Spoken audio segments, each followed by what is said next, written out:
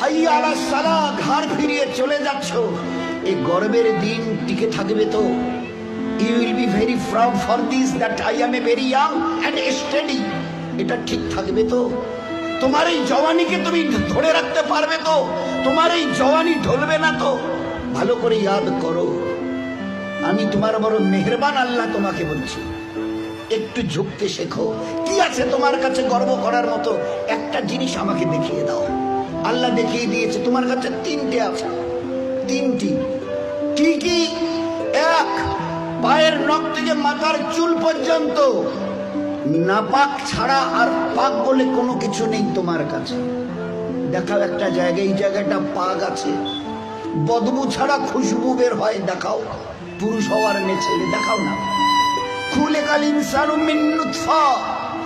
আমি আল্লাহ জিজ্ঞাসা করছি, তোমার পরিচয়টা আমাকে শোনাবে। পরিচয়টা কি আছে আমাদের কাছে ওই পরিচয় ছাড়া? ফিউ ব্যাকনেস, we everybody aware of a drop of a dirty fluid, nothing else. আমরা সবাই, আল্লাহ আমাদের পরিচয় জানতে চাইছেন। খুলিকাল ইনসানু মিন নুতফা। আমরা বড় ওই নাপাক মনির কাতরা থেকে আমরা জন্ম নিয়েছি। আমাদের পরিচয় ফিউ ব্যাকনেস, we are a drop of a dirty fluid। আমরা এক বিন্দু নাপাক মনির কাতরা, এর চাইতে বড় পরিচয়। আচ্ছা, তোমার পায়ের নখ থেকে মাথার চুল পর্যন্ত একটা জায়গা দেখাবে যেখান থেকে খুশবু বার হয়, দেখাও। নাক থেকে যদি করো, স্বামীও পর্যন্ত বলবে নাকটা একটু ঘুরিয়ে ওই দিকে। মুখ দিয়ে অক করো যদি, তো ছেলেমেয়েরা বলবে আম্মু তুমি এটা কি করছো? পায়খানা পেশাবের রাস্তা দিয়ে হলে তো কথাই নেই। কান থেকে যদি কিছু বেরোয় তো কথাই নেই। চোখের এই জায়গা থেকে যদি বেরোয় তো পাশে কেউ বসতে দেবে না। এরপরে পুরো শরীরের এক একটা লোমের গোড়া থেকে যদি একটু করে ঘাম বের হয়, তো আমার নিজের বিবি, নিজের বেটা বেটি বলবে না আব্বু, স্বামী একটু হাতটা দাও তো, একটু চুমু দিই। চুমু দি, ঘাম বেরোচ্ছে তো, তুমি তো হাজারো হলে আমার স্বামী, তুমি তো আমাদের আব্বু, তাই একটু দাও না, একটু চুমু দিই। কেউ সবাই আব্বু একটু হাতটা সরিয়ে নাও না, ঘাম বেরোচ্ছে। এই তো তোমার পরিচয়, পারে নখ থেকে মাথার চুল পর্যন্ত বদবু ছাড়া কোথাও। তিন, খুলিকাল ইনসানু মিন জাইফা। তোমরা বড় দুর্বল। আমি জিজ্ঞাসা করছি, 3.5 হাতের একটা এইরকম শরীর, সুঠাম চেহারা, আচ্ছা তোমার পিঠে কি বসে আছে? এইভাবে 2-3 বার দেখার পরে বলবে কই, দেখা তো যায় না। আচ্ছা, তা তুমি না খুব বুদ্ধির বড়াই করো, মডার্ন টেকনোলজি আর সায়েন্সের খুব গালগপ্প করো, তোমার নিজের পিঠে কি বসে আছে তুমি বলতে পারো না? বলে না, তা জানি। আচ্ছা 10 মিনিট পরে তোমার পজিশন অবস্থা কি থাকবে জানো তুমি? বলে আমরা কিচ্ছু জানি না।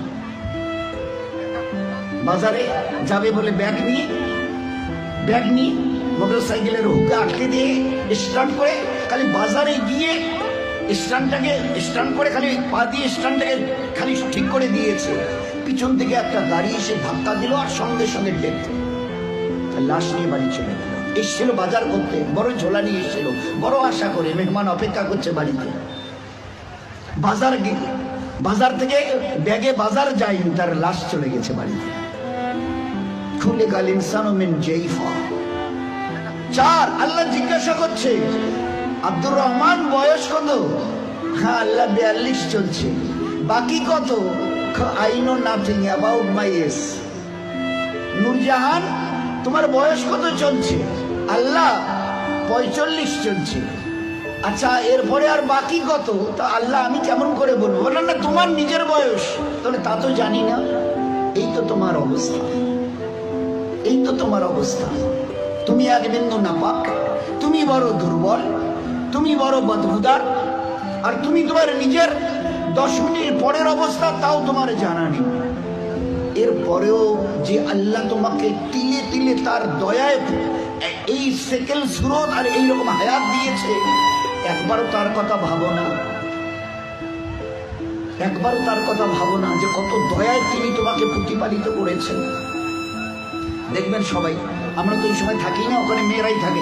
বাচ্চা যখন জন্ম নেয় না, তো যারা দাদি নানি চাচি যারা ওখানে ভিতরে থাকে, ও তারা এবারে বাচ্চা বের হবার পরে এবারে হাতটার নখগুলো ভালো করে দেখে, কান টানগুলো ঠিক আছে কিনা, সব কিছু চোখ টোকগুলো, হ্যাঁ ঠিক আছে গো, ঠিক আছে, খবরদার বাচ্চা ছেলে হয়েছে মেয়ে হয়েছে, ঠিক আছে, সব ঠিক হয়েছে, সব আছে।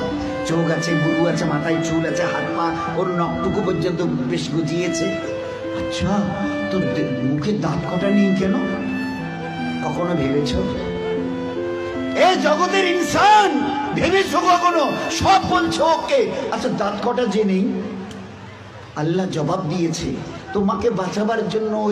ওই সময় তোমার মুখে দাঁত কটা, যে আল্লাহ তোমার সবকিছু দিয়েছে, হাতের পায়ের নখ পর্যন্ত আছে, 2-4-5 দিন পরে কেটে দিতে হয়, সেখানে দাঁত কটা দিইনি কেন? তোমাকে বাঁচাবার জন্য। আমাকে চেনো আমি কত বড় মেহেরবান তোমার জন্য।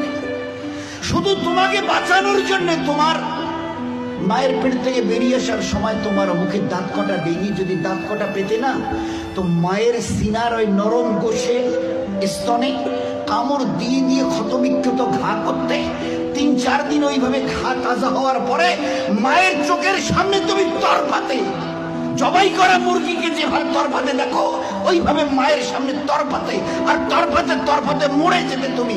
তোমার মা একটাবার মুখে তুলে তার নিজের সিনা তোমার মুখে লাগাতো না, এই জন্য তুমি কামড় দিয়ে ঘা করে দিয়েছো। আমি বাঁচাবার জন্য সবকিছু তোমার মায়ের পেটে বানিয়েছি, পুরো ফিগারের যা কিছু প্রয়োজন, each and everything has been given from myself, শুধুমাত্র except your teeth, তোমার দাঁত বাদ দিয়ে, যেখানে আমি তোমাকে আমার দয়ায় বাঁচাতে চাইছিলাম, ওই জন্য দাঁত কটা দিনই, নয়তো মায়ের স্তনকে কেটে ছিন্ন বিচ্ছিন্ন করতে, মায়ের চোখের সামনে তরপাতে তরপাতে তুমি মরে যেতে।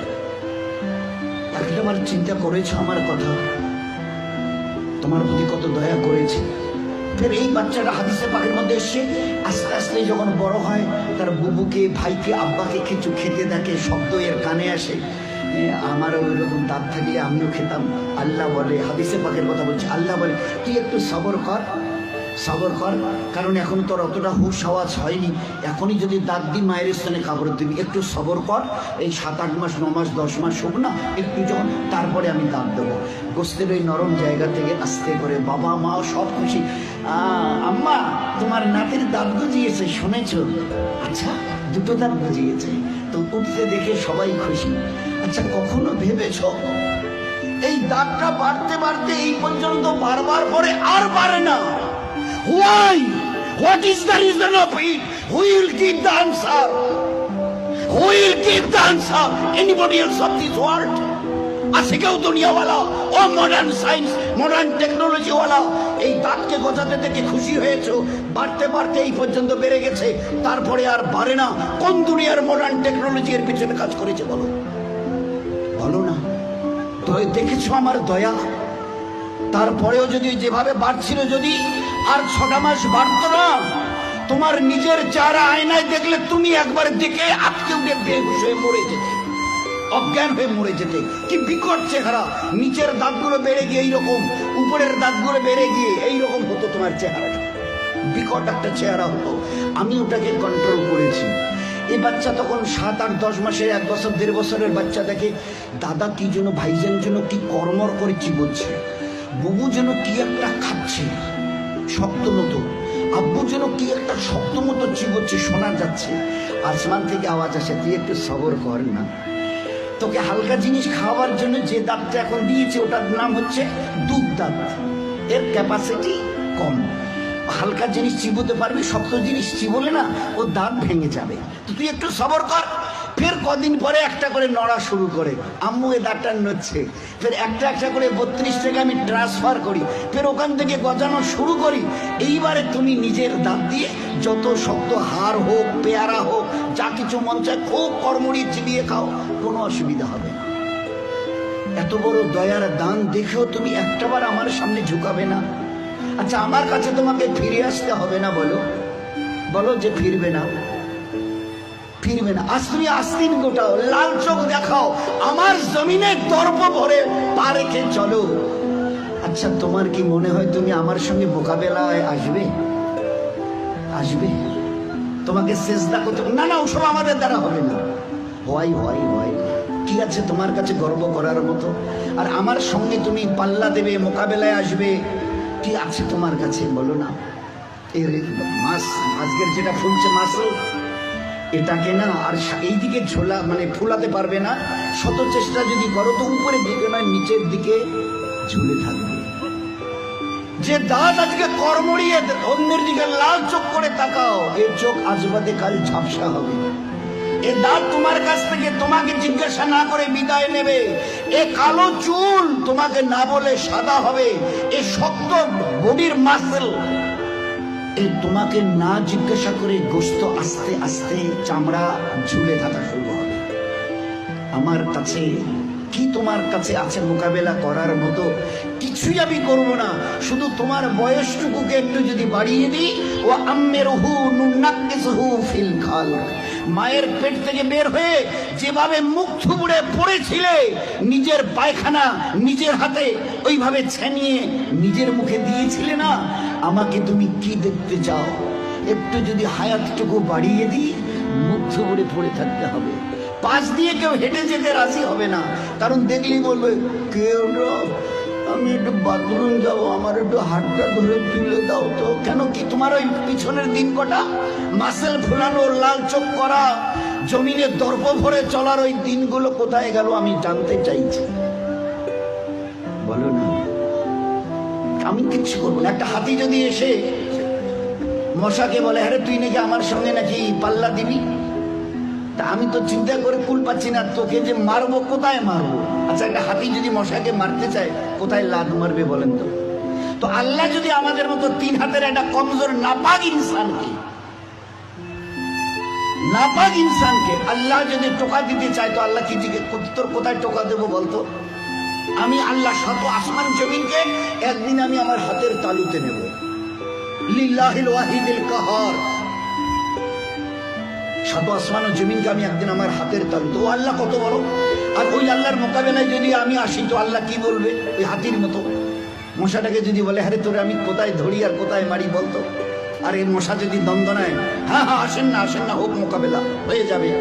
তো বলেন, আজকে খুব চিন্তা করি, আমি যদি হায়াতটুকু বাড়িয়ে দিই, মুখ থুবড়ে পড়ে থাকবে আর নিজের হাতে পায়খানা ছানবে, পাশ দিয়ে কেউ যেতে রাজি হবে না। ওই দেখলে ডাকবে